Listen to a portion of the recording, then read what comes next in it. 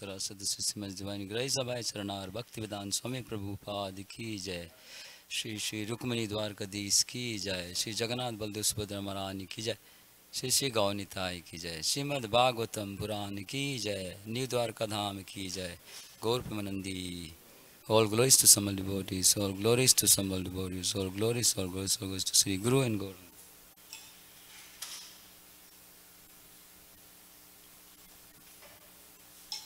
Om Namo Bhagavate Vasudevaya. Om Namo Bhagavate Vasudevaya. Om Namo Bhagavate Vasudevaya. So today we are reading from Srimad Bhagavatam, Canto 1, Chapter 10, Text 30. Eta param sritvam apastapesalam nirastha saucham bata sadhu kurvate yasam grihad puskara lochana pati na jat apaiti ahartibhir hridi sprasan eta param sritvam upastape salam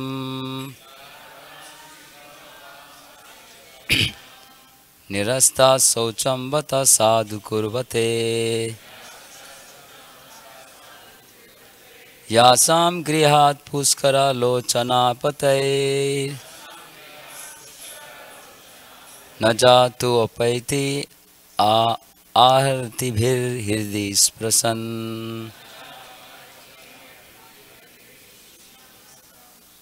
Please read.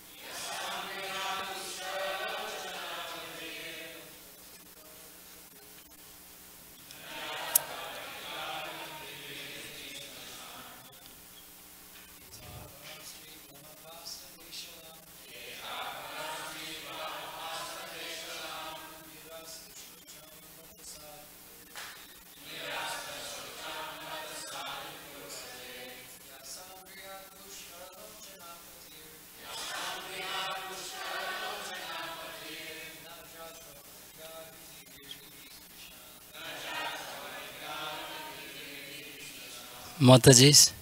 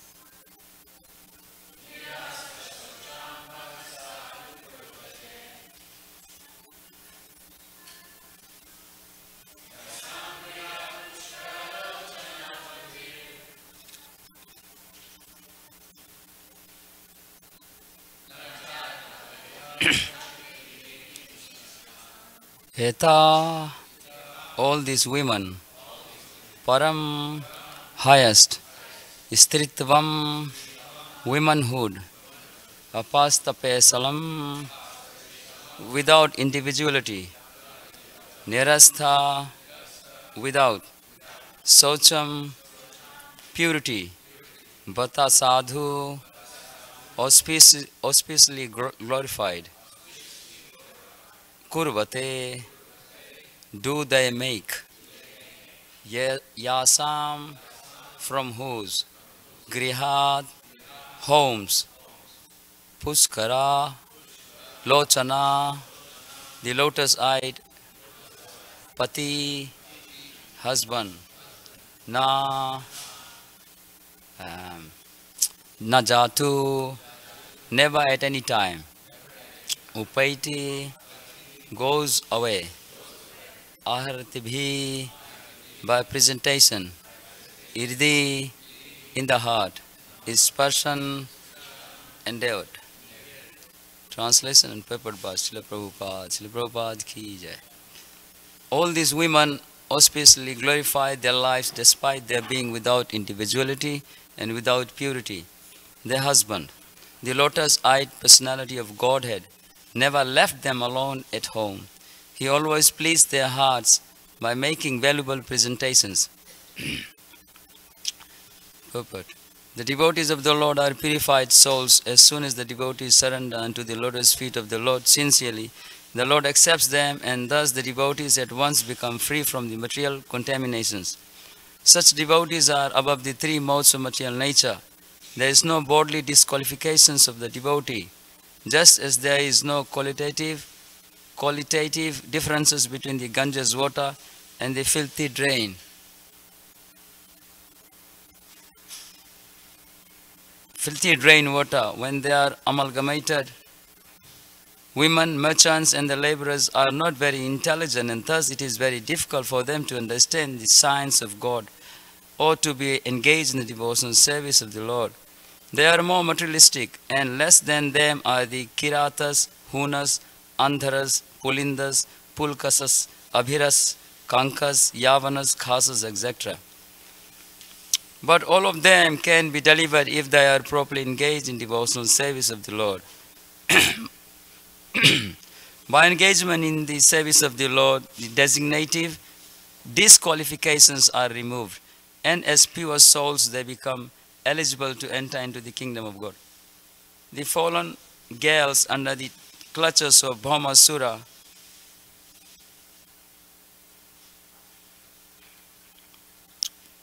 sincerely pray to Lord Sri Krishna for their deliverance, and their sincerity of purpose made them at once pure by virtue of devotion.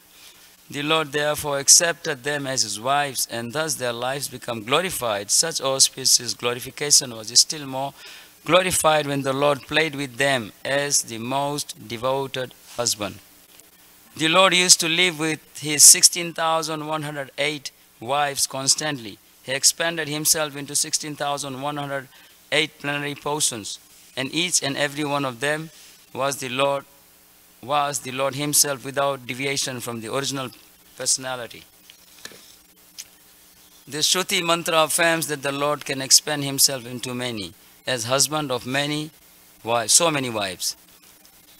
He pleased them all with presentations, even at a costly endeavor. He brought the Parijata plant from the heaven and implanted it at the palace of Satyabhama, one of the principal queens.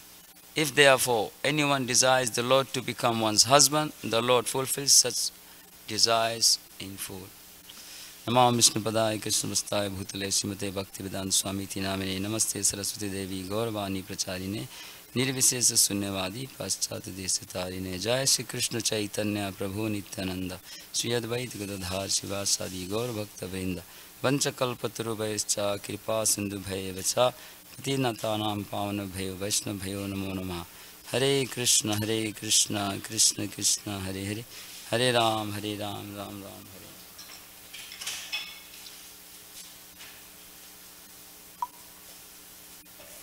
Hare Krishna. I just wanted to read some history just prior to this, which is the history of the same on departs of Lord Krishna, which I made a note yesterday, which can nicely understood. Then we can go and read this purport. This text of departs of Lord Krishna, where Saunaka Muni is inquiring to Sutta Goswami about the history of Hastinapur, when the war, the fight was over, and then because originally Yudhishthir Maharaj Pandavas were supposed to rule, but then Kauravas, because of Duryodhan and Dhritarashtra, and also originally is Krishna's hand there. So he created all this situation. So because of that, and now when all the war, everything over, and then Yudhishthir Maharaj has to rule the kingdom, Hastinapur, along with his brothers. But Bhishma Pitama also gave a very nice advice to Yudhishthir Maharaj how to rule the kingdom. But ultimately, Yudhishthir Maharaj was established under Lord Krishna to rule the kingdom with dharma, with religious. So now he established the situation and everyone is satisfied, and now time for Krishna to depart from Hastinapur. So when Krishna was all these days stayed on the request of Pandavas and Yudhishthira Maharaj, and also he extended his stay.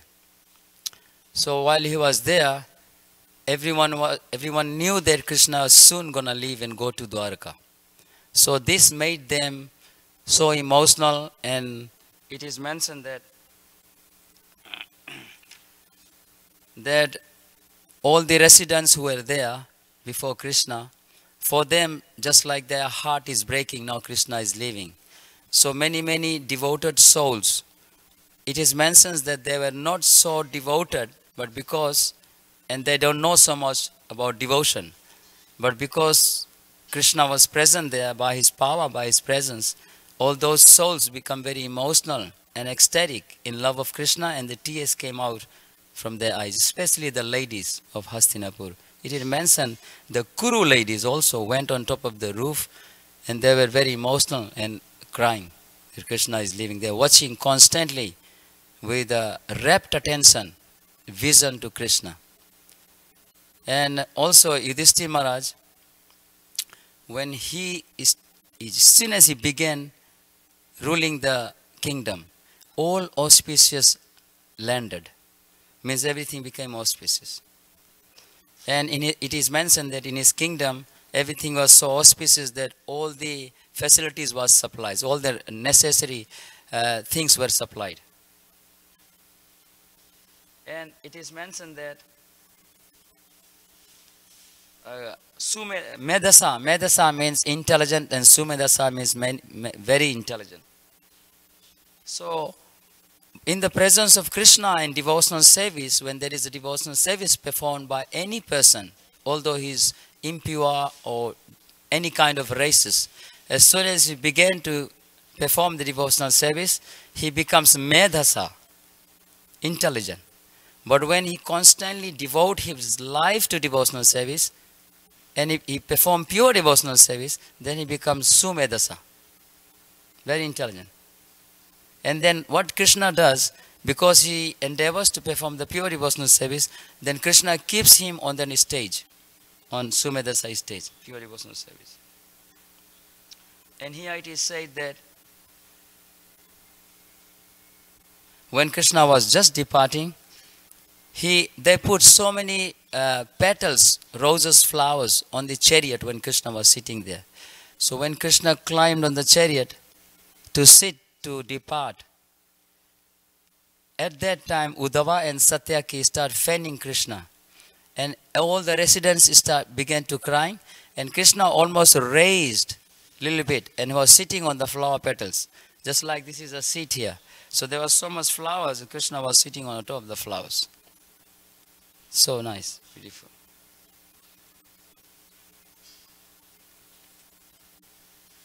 And it is said that from this one, from text 22, departure of Krishna, from text 22 to 31, These ladies have, generally it says they have no knowledge, not so much knowledge about deeper knowledge of Krishna consciousness. But I argue for that when the ladies are there, Krishna generally have a knowledge. But it mentions then that from text 22 to 31, they were constantly glorifying Krishna. And it says that their glorification was better than the Vedas and hymns of the Vedas. The ladies, glorification to Krishna. And that's pouring out a devotion from their heart. And it is mentioned then, and then Krishna began to depart. He went through so many forests and jungles and lakes, and on the way passing, he arrived in Dwarka. When Krishna arrived in Dwarka, he was very nicely welcomed with so many musical instruments and with the Dwarkavasis. And at last it is said that just before Krishna departed from Hastinapur, he gave everyone a very nice look. He just looked at everyone, have a beautiful glance, and that glance was pure devotion and like compassion to all the souls there. So now in this paper it mentions that especially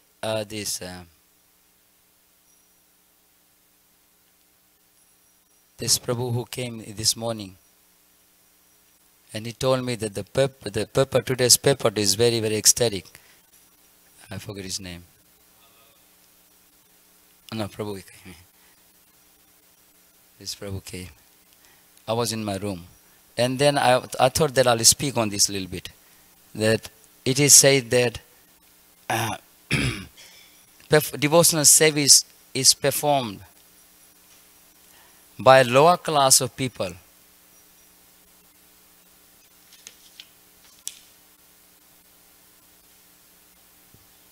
I just read that here.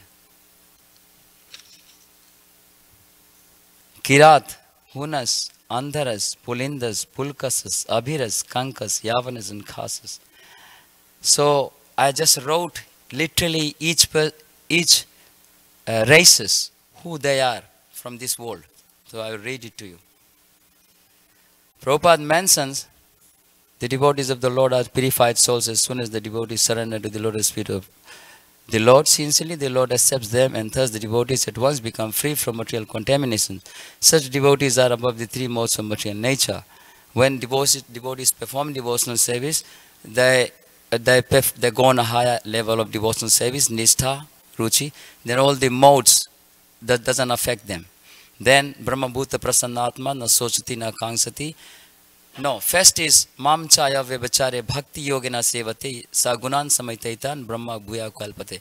That they are so absorbed in devotional service, but then they go to Brahma Bhuta stage, and then they go to a higher stage, more higher than that. So it is said that the women, merchants and the laborers are not very intelligent, and that is very difficult for them to understand the science of God, engage in devotional service. They are more materialistic. The less than them are the Kiratas, Hunas, Andharas.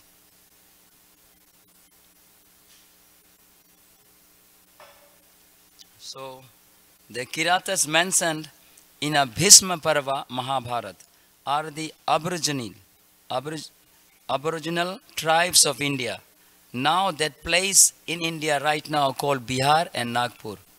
And I am personally a Bihari myself. My background of the races. It says Kirata.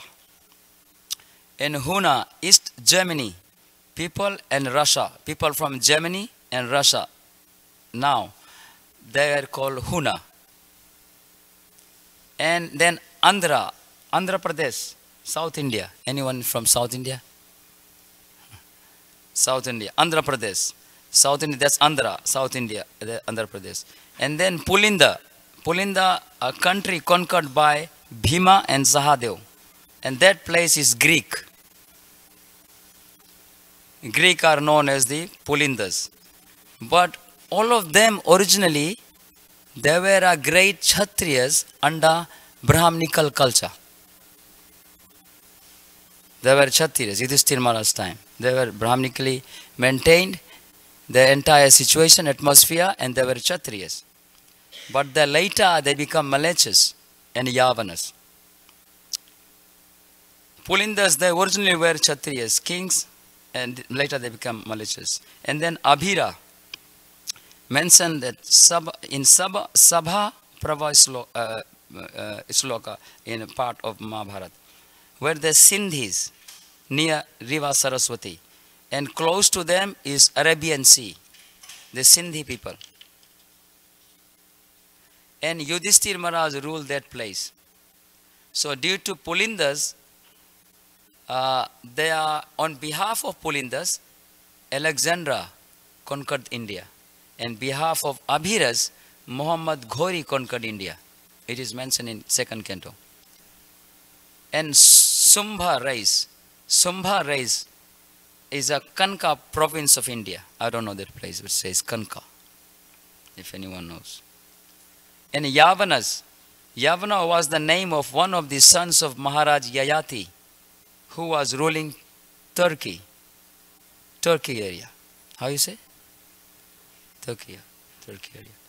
So Turkeys are Yavanas. And Khasadesh is China and Mongolia. But there is so many devotees now, almost more than 3,000 devotees. The devotees popping up so much. So much preaching happening in China especially. And in China also we cannot preach outside, like do Harinams in any program, but many devotees doing so many programs in the houses. They have deities now, and many ISKCON gurus, sannyasis, devotees there preaching in China. And then also devotees, there is so many devotees in Mongolia now. And there is so much like house programs and some, like retreats are going in Mongolia. I had that one. This is everywhere. Originally all they were Kshatriya, king and under Brahminical rule, and now they categorized as a Malachas and Yavanas. Actually, an entire society is a Sudras. So now I give a little bit, you have time, few minutes? Okay. So now from here we go to the little bit history of Dwarka. And which will come the last part of the purport. I'll read on it. When Magadha king Jarasandha attacked Mathura residence, Jarasandha attacked Mathura. He wanted to destroy the Yadu Vamsas. So he, 18 times, he tried to kill the residents of Mathura. So Krishna and Balaram, they become alert. And then it is said that 17 times 17 times Jarasandha attacked with so many soldiers, and Krishna defeated them.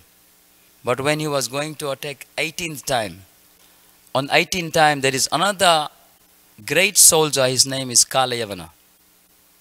He arrived there with his just little soldiers.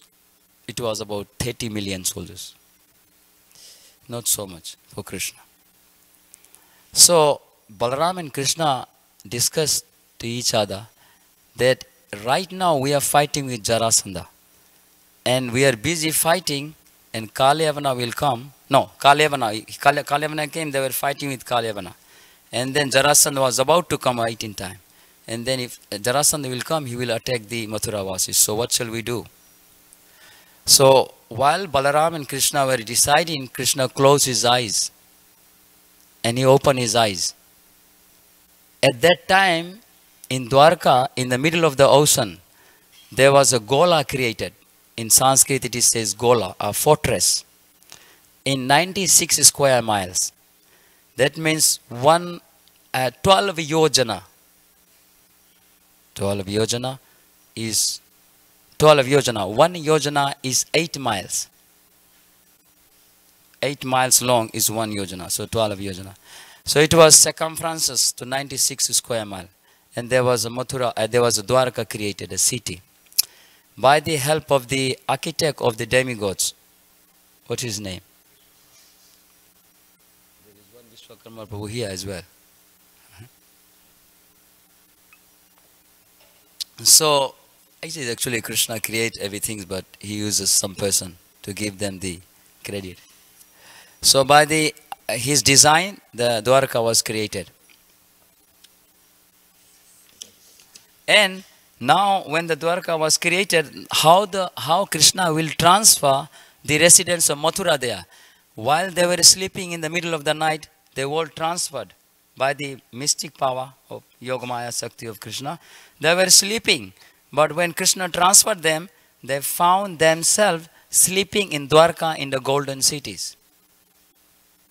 It was already done. The city was already done. And the city, there was nothing to compare city, even the heavenly demigod cities. There was avenues, parks, highways, streets, residential cottages, so many things were there. It's very elegant city, vast city in the near the sense. And they were saying that there were 900,000 great marble palaces. And Krishna had 16,108 wives. Each of them, they had the palace. And then Indra, Lord Indra, he gave the Sudharma Sabha hall, a meeting hall, which when you enter, you are free from birth, death, old age and disease. And you come out, you get into that. And it says that in that meeting, when Krishna goes to that meeting, Krishna is 16,108 Krishna, along with so many queens. So when Krishna goes to do the meeting, all these Krishnas, they merge into one Krishna. And then Krishna enter into the palace and to the assembly hall. And as soon as Krishna enter, he can see that so many great souls and sages from different planets, they are already arrived in the meeting. Where it's written there? Where it's written this? It must be written somewhere, but this is, I heard it when I was speaking past times. So this way, and then Kuvera. Kuvera, who is Kuvera? He went and he knocked out all the demigods. He says, come on, we need some donation. And he gave all the khajanchi, khajana, all the treasure. And he gave it to Krishna for Dwarka. And somebody gave a white and blue horse which runs faster than the mind. Who was that? Varuna. Who is Varuna? Yeah, he gave a horse run faster than mine. So Aiswarasya Samagrasya Viryasya Yasasasriya Gyan Vairag Yos Chaiva Sannam Bhaga Itigana. In this Sanskrit, the word which is wealth, this opulence was demonstrated by Krishna in Dwarka city by creating this golden city. Even you read Brihad Bhagavatamrita.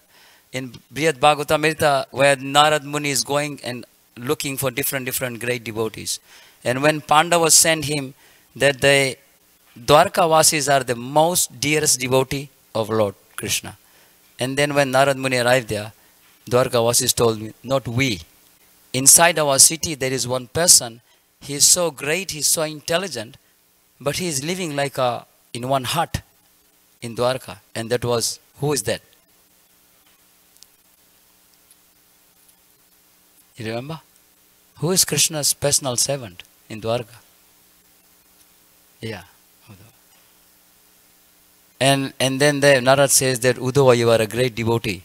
And Uddhava collapsed. It says in the Brihad Bhagavatamrita, Uddhava, he became emotional and ecstatic and he collapsed.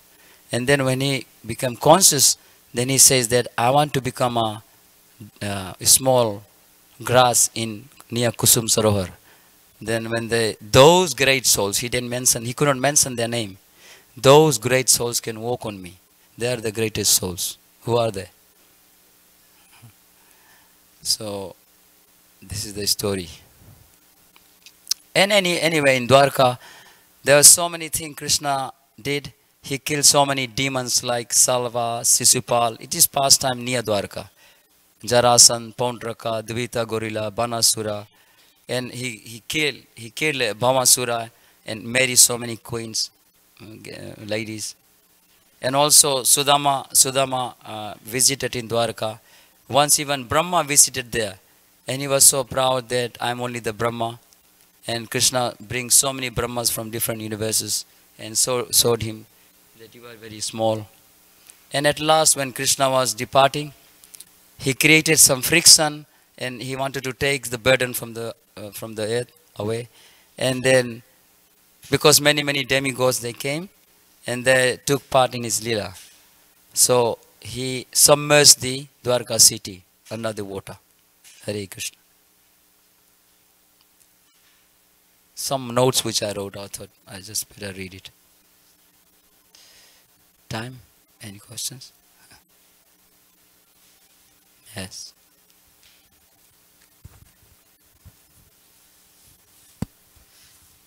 Thank you for the nice class. Sorry, I don't speak like this, but I'm sick from few days, so today I've given class in a sick situation. Yeah, recently people say that they've found Dwarka underwater, or remnants of the city. Is that true? Is that really Dwarka? I can say that I also, while studying Srila Prabhupada's book, I have a nature of studying the science as well. This is, I admit. When I study Prabhupada's books, sometimes I go and watch the TV of the modern scientist, or maybe whatever scientist. But while I was watching some of the videos, I saw some videos where they're speaking about this latest founding a city under the water. And I found His Grace Duta Karma Prabhu speaking something about that. So these things maybe you can ask more to Duta Karma Prabhu than me. Because he knows detail, he was involved in this education, everything like this. But there is no doubt that any remnants is we found which is through the scriptures or evidence, it is remnants of left by Krishna, something like this.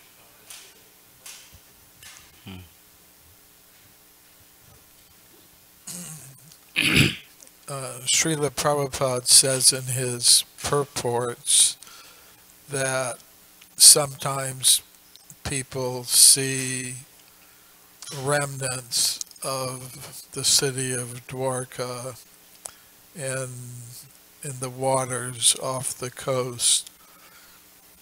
Now, what they're seeing, he doesn't really say. I mean, whether it's some spiritual vision or some actual archaeological remains.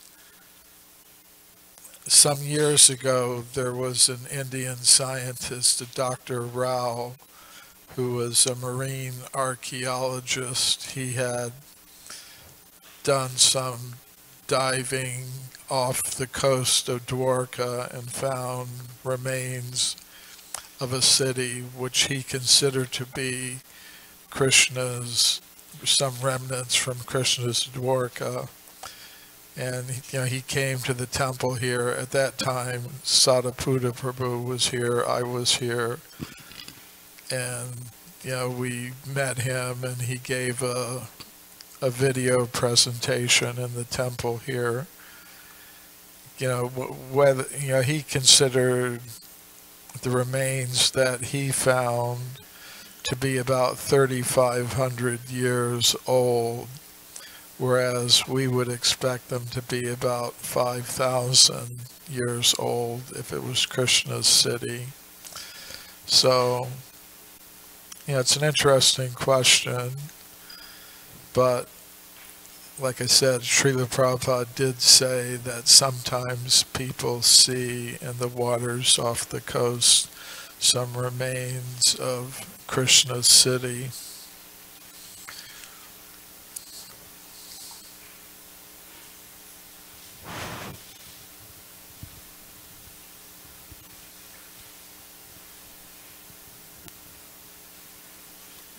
Over? Yes. Oh.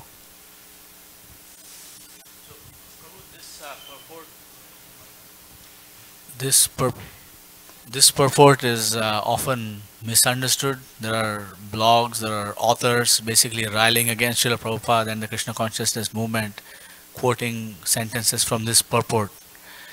Can you describe a little bit more how everybody can basically get a clear idea and a clear sense of what Srila Prabhupada meant in this purport. Purport means this. Yes, this purport that you just read now, that this of this verse. No, but purport is very clear.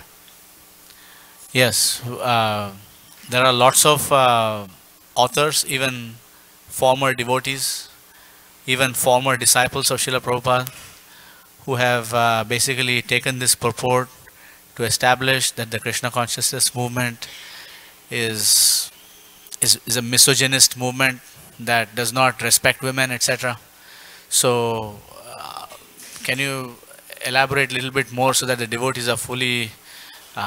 No, I only can say that purport is not written by Prabhupada. Purport is an ecstasy love of Krishna through Prabhupada's heart. So the purport manifested into this book. And if anyone have that ecstasy, if anyone lies inside that ecstasy, anyone has a mood and purity of Prabhupada, so there is no questions to ask. A very advanced Vaishnava who have deep knowledge, Siddhanta, Baliya, Chit, Karena, Alas, they have no doubt. And people, if they don't go deeper, vast learning and deep faith is not there, then there will be always doubt. I mean, I don't have realization, but this is what I had. According to a question, unless people, devotees, Vaishnavas, they go into vast learning and deep faith, they will always have a doubt. Yes.